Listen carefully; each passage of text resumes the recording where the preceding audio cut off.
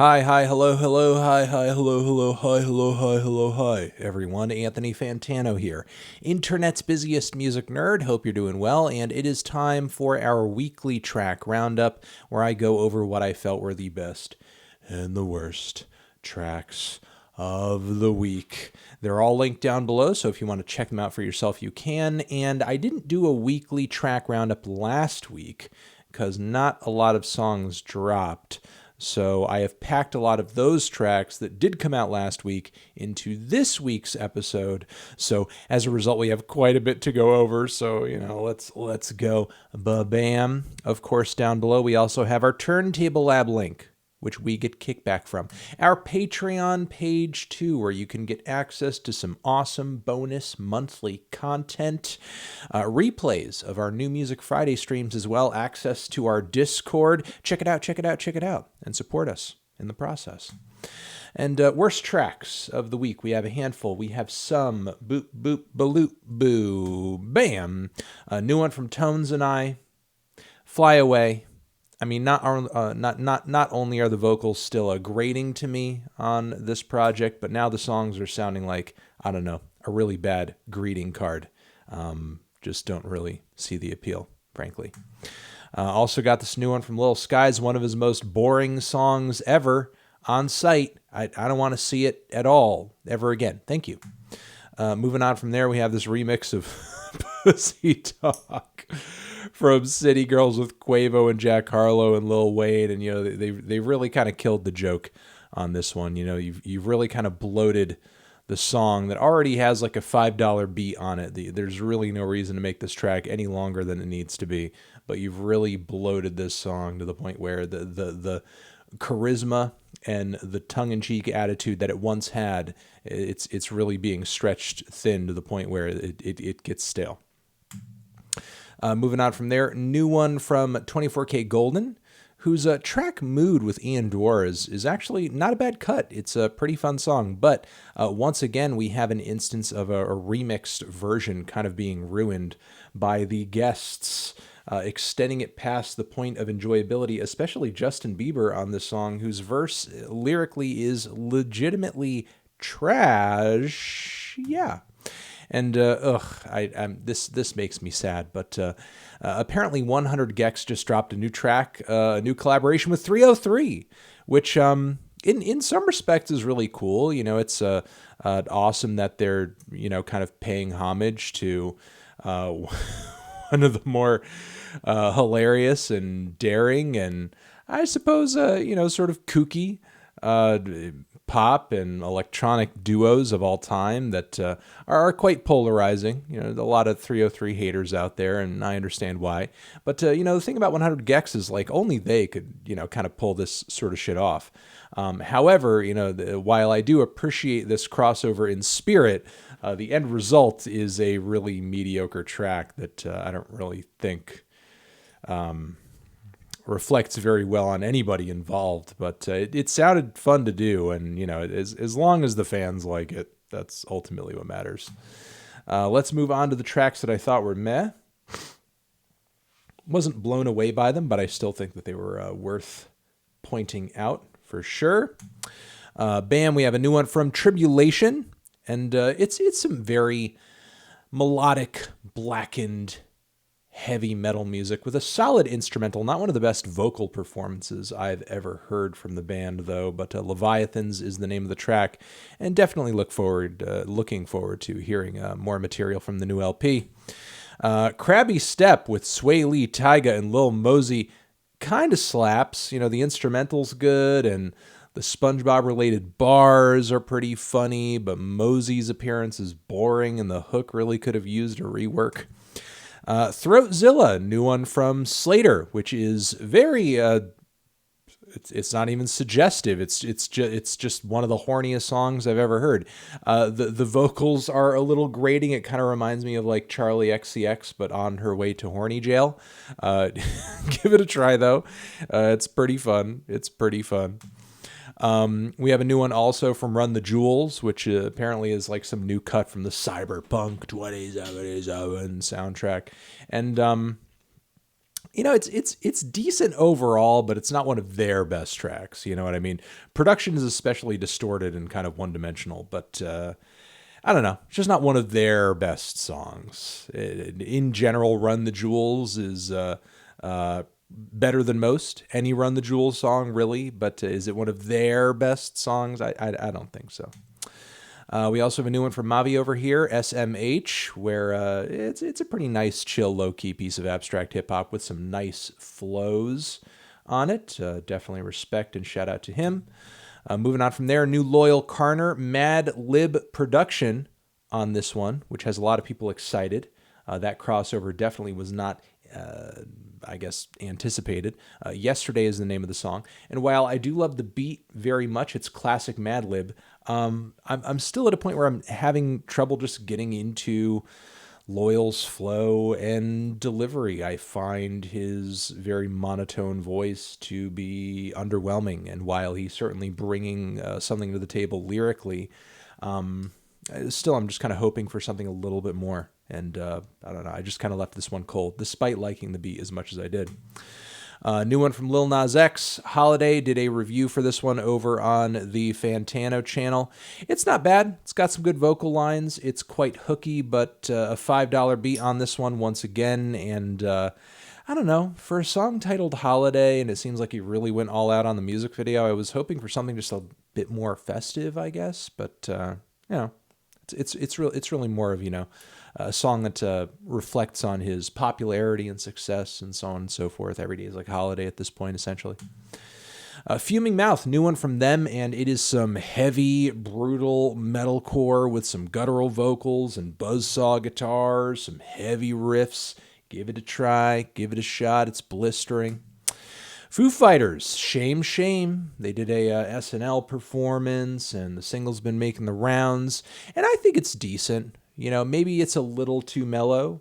Maybe the staccato strings weren't entirely necessary, and maybe Dave Grohl's vocals sounds like he's maybe just going a little too Josh Homme on this one. I know they have some vocal similarities in general, but maybe just going a little too much in that direction. However, having said that, this is way fucking better than like anything off of Sonic Highways, so I'll take that improvement. I will take that as an improvement. New track from Bene, or rather, the new record is out now, but the song that I want to point out over here is Sheesh, featuring Grimes, which has a driving dance beat, a lot of vocal processing I don't care too much for, and then Grimes' appearance, I fail to see how it really fits the vibe of the song. It's super cavernous and just soaked in reverb, like usual. You sort of expect that kind of thing from a Grimes feature, but the point at which it enters the song and the way it changes the track's vibe entirely, it really, in my opinion, kills the momentum of the whole thing, what little it had going anyway. New one from Anamanaguchi over here, featuring Jamie Brooks, titled Jamie.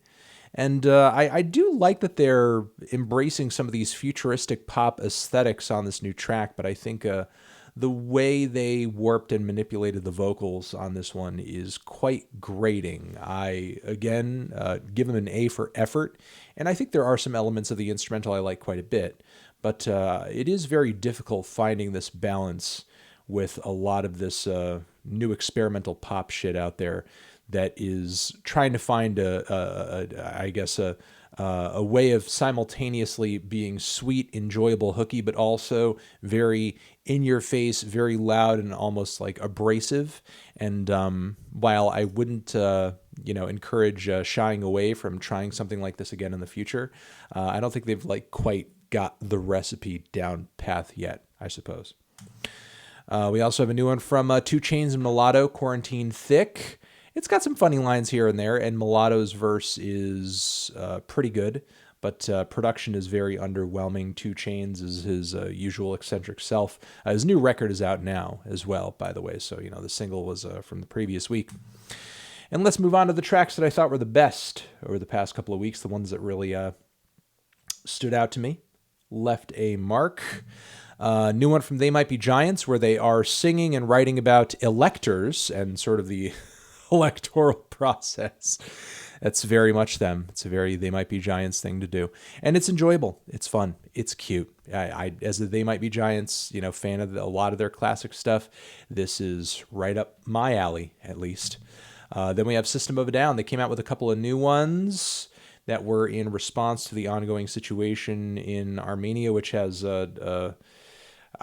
seems has gotten even worse with the reports coming out as of late. Worse since the release of these two tracks, Protect the Land and Genocidal, Humanoidz. But with that being said, I still dug the tracks quite a bit. Again, if I didn't already say it, did a review of these on the Fantano channel, and in a lot of respects, I think it's a classic sode. I think it's classic. Maybe the first of the two tracks isn't as crazy on the drum and riff end. Maybe it's a little mellower than fans were expecting for a comeback. But, sound is there. Vocals were definitely on point with both songs. So, I don't know. It's really about the message at the end of the day, and I think they certainly got that across. New one from Russ with Ab Soul on the track, who... This is one of Soul's best features ever. Beat's not bad, and I think Russ is kind of bringing it lyrically too. The song is nasty. It's kind of nasty. I know there are a lot of Russ haters out there, and I know a lot of people find the guy corny. And I see that. I get that. I get that. But this is a pretty good track, and with this upcoming EP he has coming out, he's got a solid production and feature list on it. I would say an impressive one. So I don't know if the rest of the tracks are as good as this one. I don't know. I mean, for a while, I've seen potential in what Russ does, but I think it's been hindered by the fact that so much of it is in-house.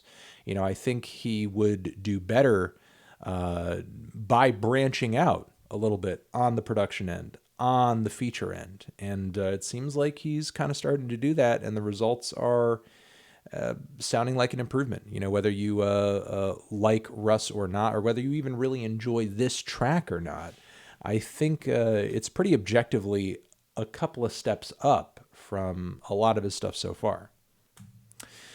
Oh, for real? New one from Rico, Nasty banger. Love this one. If the rest of her new record sounds like this, we're going to be in for a hell of a fucking album. So excited.